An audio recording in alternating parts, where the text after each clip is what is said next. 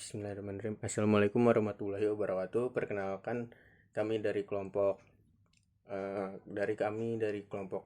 mata kuliah Pendidikan Kewarganegaraan dengan dosen pengampu Ibu Hajah Trayanti Wisalina AMD SSMSI. Kami dari kelas IT 302 PJJ Informatika. Di sini kami akan mempresentasikan bab 6 e-book mata kuliah Pendidikan Kewarganegaraan yang berjudul Rule of Law dan Hak Asasi Manusia. Di sini saya akan menjelaskan anggota-anggota dari kelompok 6 itu. Yang pertama ada saudara Rio Evander Tarigan sebagai ketua kelompok. Lalu yang kedua ada Wisnu Bayu Aji Fajar Nugroho sebagai anggota. Lalu yang ketiga ada Fajar Satria Rahmat Darmawan sebagai anggota. Lalu ada yang keempat ada saya sendiri Ahmad Bisra Lafi sebagai anggota. Lalu yang kelima ada Efraim Sema Pua Purwanto juga sebagai anggota. Yang pertama di sini ada pengertian tentang hak asasi manusia. Hak asasi manusia sendiri adalah hak yang melekat pada diri manusia sejak lahir sebagai anugerah dari Tuhan Yang Maha Esa. Hak asasi manusia itu sendiri bersifat kodrati, fundamental, dan juga universal, yang artinya hak asasi manusia tidak perlu diberikan, dibeli, ataupun diwariskan, dan juga hak asasi manusia berlaku untuk semua orang tanpa terkecuali dan juga tanpa memandang jenis kelamin, memandang ras, agama, etnis, golongan, dan juga pandangan politik, ataupun asal-usul sosial dan juga bangsa. Di sini ada pasal-pasal di dalam Undang-Undang Nomor 39 Tahun 1999 tentang hak asasi manusia yang relevan.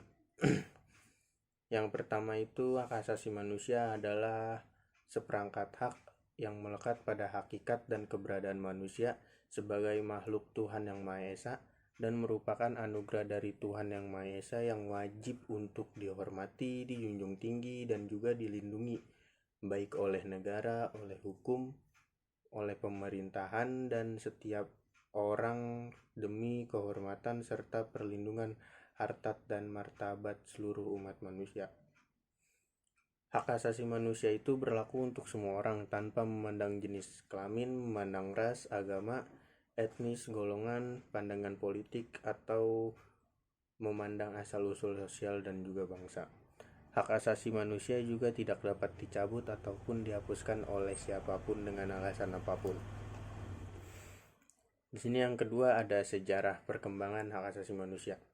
Munculnya perjuangan hak asasi manusia di dalam kehidupan berbangsa dan bernegara merupakan reaksi terhadap kesewenang-wenangan penguasa yang menginjak-injak harkat dan martabat manusia. Oleh karena itu, perjuangan untuk membela hak-hak asasi manusia sebelum pada abad Masehi antara lain itu yang pertama ada pada peristiwa hukum Hammurabi di Babilonia, itu terjadi pada tahun 2000 sebelum Masehi. Lalu yang kedua ada pada peristiwa Solon, itu terjadi pada tahun 600 sebelum Masehi di Athena. Lalu yang ketiga ada Flavius Anicius Justinian atau pada zaman Kaisar Romawi, itu terjadi pada tahun 527 sebelum Masehi. Lalu yang terakhir ada pada peristiwa Aristoteles yang terjadi pada tahun 428 sampai dengan 348 sebelum Masehi.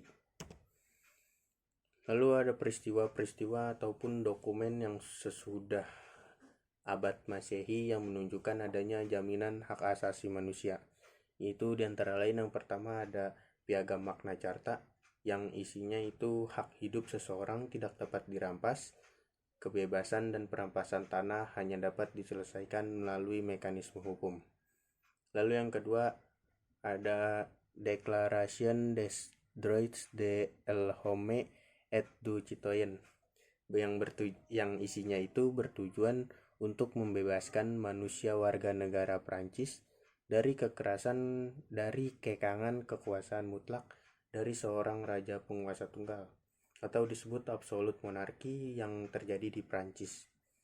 Lalu yang ketiga itu ada Abraham Lincoln yang isinya itu menentang tentang adanya perbedaan warna kulit, perbedaan agama, dan jenis kelamin di dalam pemerintahan.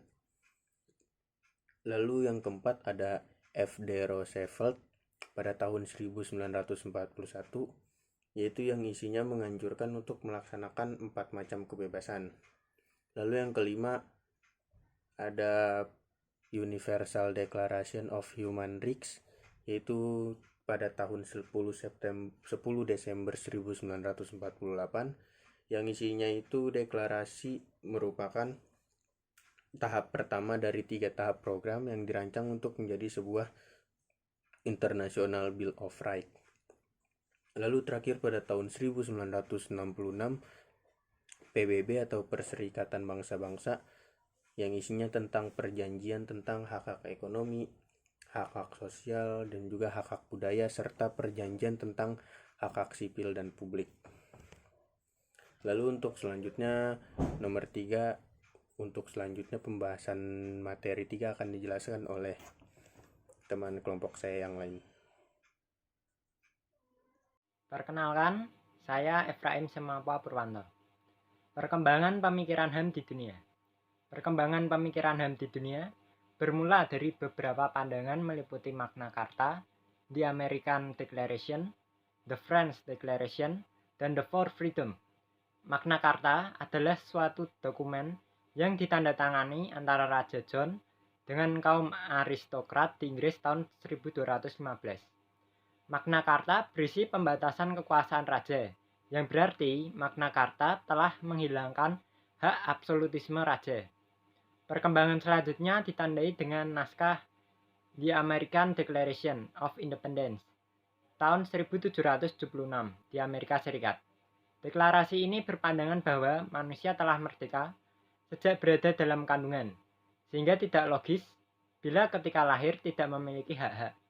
Berikutnya, The French Declaration adalah suatu naskah yang dicetuskan pada Revolusi Prancis. Naskah ini antara lain menyatakan adanya hak atas kebebasan hak milik, kebebasan menganut keyakinan yang dikehendaki, hak warga negara untuk ikut dalam pembuatan perundang-undangan. Pada abad ke-20, muncul pemikiran HAM yang lebih maju. Presiden Amerika Serikat Franklin Delano Roosevelt pada tahun 1941 merumuskan The Four Freedoms, yaitu freedom of speech atau kebebasan berbicara dan menyatakan pendapat, lalu freedom of religion atau kebebasan beragama, lalu freedom from fear atau kebebasan dari ketakutan, dan freedom from want atau kebebasan dari kemiskinan. Selesai Perang Dunia II, timbul keinginan untuk merumuskan hak asasi yang diakui di seluruh dunia sebagai standar bagi perilaku manusia secara universal. Tahun 1948, lahirlah Universal Declaration of Human Rights atau pernyataan atau deklarasi hak asasi manusia sedunia oleh PBB. Secara garis besar, pemikiran HAM meliputi 4 generasi. Generasi pertama berpendapat bahwa pengertian HAM hanya berpusat di bidang hukum dan politik sebagai dampak dan situasi Perang Dunia II. Generasi kedua menunjukkan pemikiran HAM yang menuntut hak yuridis, hak sosial ekonomi, politik, dan budaya. Pemikiran selanjutnya pada generasi ketiga yang menjanjikan adanya kesatuan hak ekonomi, sosial, budaya, politik, dan hukum, yaitu berupa hak-hak melaksanakan pembangunan atau the right of development. Pemikiran generasi keempat lahir sebagai reaksi dari the right of development karena peranan negara yang lebih dominan dan pembangunan yang terfokus pada pembangunan ekonomi sehingga mengabaikan aspek kesejahteraan rakyat. Pemikiran generasi keempat dipelopori oleh negara-negara di Asia yang pada tahun 1983 melahirkan Declaration of the Basic Duties of Asia People and Government. Perkembangan pemikiran HAM di Indonesia. Perkembangan pemikiran HAM sebelum kemerdekaan, yaitu pada tahun 1908 sampai 1945. Pemikiran HAM pada periode ini dapat ditemui dalam organisasi-organisasi pergerakan seperti Budi Utomo, Perhimpunan Indonesia, Sarekat Islam, Indise Partij, Kongres Pemuda yang melahirkan Sumpah Pemuda, dan pada perdebatan dalam sidang BPUPKI.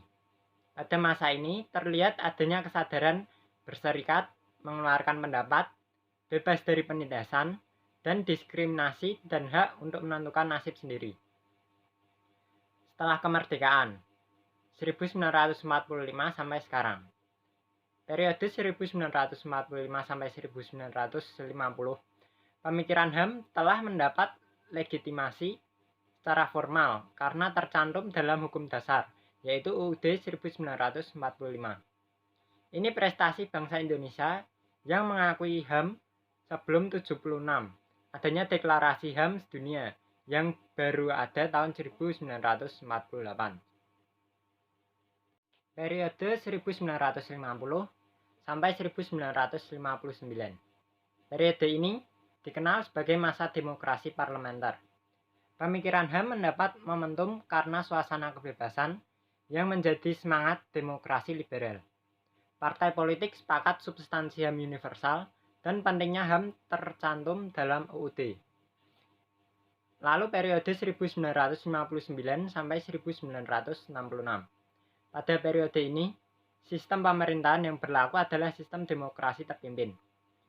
Dalam kaitannya dengan HAM, telah terjadi pembatasan yang ketat oleh kekuasaan atas hak sipil dan hak politik warga negara seperti hak berserikat, berkumpul dan menyatakan pendapat. Lalu periode 1966 sampai sekarang. Pada awal periode ini, diadakan seminar tentang HAM tahun 1967 yang merekomendasikan gagasan tentang perlunya pembentukan dan pengadilan HAM untuk wilayah Asia.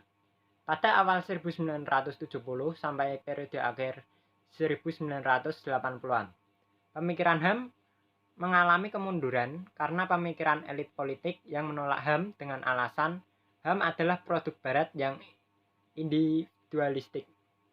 Di sisi lain, pemikiran HAM terus mendapat perhatian di masyarakat hingga beroleh hasil berubahnya sikap pemerintah menjadi lebih akomodatif dengan dibentuknya Lembaga Komisi Nasional Hak Asasi Manusia pada tahun 1993. Setelah 1998, pemikiran HAM sangat maju.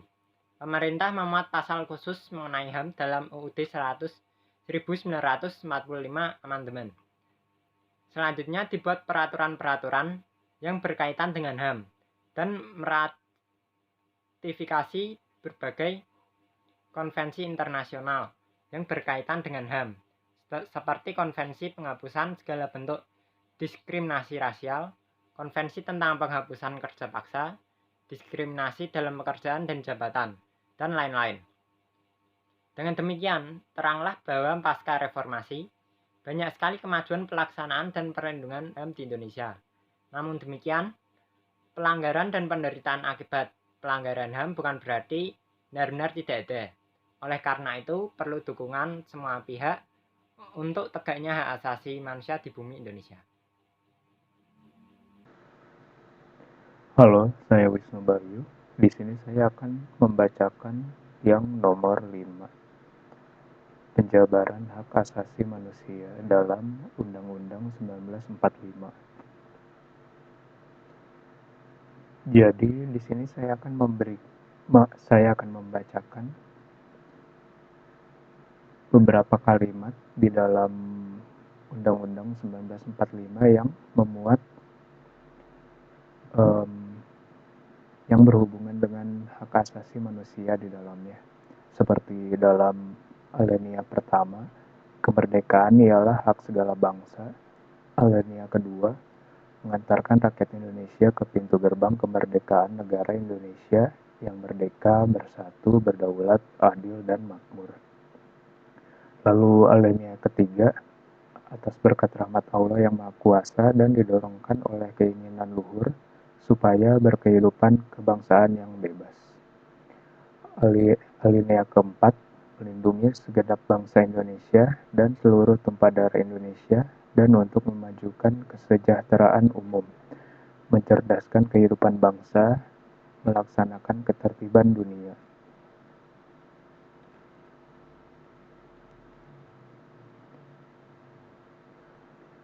Macam-macam hak asasi manusia tidaklah akan bermakna apa-apa jika semua pihak, pemerintah, dan seluruh komponen bangsa tidak memiliki pemahaman, keinginan kuat, dan usaha untuk memfasilitasi, melindungi, dan menegakkan HAM itu sendiri. Oleh karenanya, perlu diupayakan perlindungan HAM. Oke, baik. Selanjutnya nomor 6, hak asasi manusia dalam perundang-undangan nasional. Indonesia dapat dikatakan sebagai salah satu ataupun satu-satunya negara yang memiliki pengadilan khusus HAM dengan lingkup nasional yang berwenang mengadili yang hampir serupa dengan pengadilan pidana lingkup internasional atau dapat disebut International Criminal Court hingga pada saat ini. Dengan banyaknya kasus pelanggaran HAM di Indonesia, contohnya itu seperti tewasnya aktivis HAM Munir, kemudian kasus Talang Sari Lampung, kasus Tanjung Priok 1984, kemudian kerusuhan Mei 1998 dan lainnya, maka pengadilan HAM sudah layak dan tepat. Pengadilan HAM akan menjawab dan dengan sungguh-sungguh mengadili pelaku pelanggaran HAM sehingga para saksi dan korban akan mendapatkan perlindungan dan keadilan. Nah, pengadilan HAM dilakukan untuk mengadili pelanggaran HAM. Pelanggaran HAM adalah setiap perbuatan seseorang ataupun sekelompok orang termasuk aparat negara, baik secara sengaja ataupun tidak sengaja, ataupun kelalaian yang secara hukum mengurangi, menghalangi, membatasi, dan mencabut HAM seseorang ataupun sekelompok orang yang dijamin oleh undang-undang dan tidak dapat dikhawatirkan akan memperoleh penyelesaian hukum yang adil dan benar berdasarkan mekanisme hukum yang berlaku. Berarti pelanggaran HAM adalah pelanggaran kemanusiaan yang dilakukan oleh individu maupun negara tanpa dasar hukum dan rasional. Oke, di sini saya akan menjelaskan tentang bab 7 yaitu Rule of Law. Rule of Law muncul pada abad ke-19 di Eropa bersamaan dengan munculnya ide tentang demokrasi dan negara konstitusi. Ini adalah reaksi terhadap kekuasaan absolut dari para raja dan bangsawan dan juga pihak gereja. Sedangkan di Indonesia sendiri, rule of law dapat disebut dengan prinsip negara hukum, yaitu konsep dasar dalam hukum yang mengacu pada prinsip bahwa semua individu dan entitas termasuk pemerintah dan pejabatnya harus tunduk pada hukum yang sama dan berada di bawah hukum. Prinsip rule of law adalah dasar bagi sistem hukum yang demokratis dan mendorong stabilitas sosial, keadilan, dan perlindungan hak individu. Ini juga merupakan elemen penting dalam menjaga tatanan hukum dalam masyarakat dan menghindari penyalahgunaan kekuasaan oleh pihak berwenang. Prinsip ini menggarisbawahi beberapa aspek penting, yaitu hukum harus bersifat jelas dan dapat diakses. Yang kedua, kesetaraan di bawah hukum. Yang ketiga, perlindungan hak asasi manusia. Yang keempat, hukum harus ditegakkan. Yang kelima, keterbukaan dan akuntabilitas. Sekian penjelasan saya tentang pengertian rule of law. Untuk selebihnya seperti yang ada di slide. Terima kasih.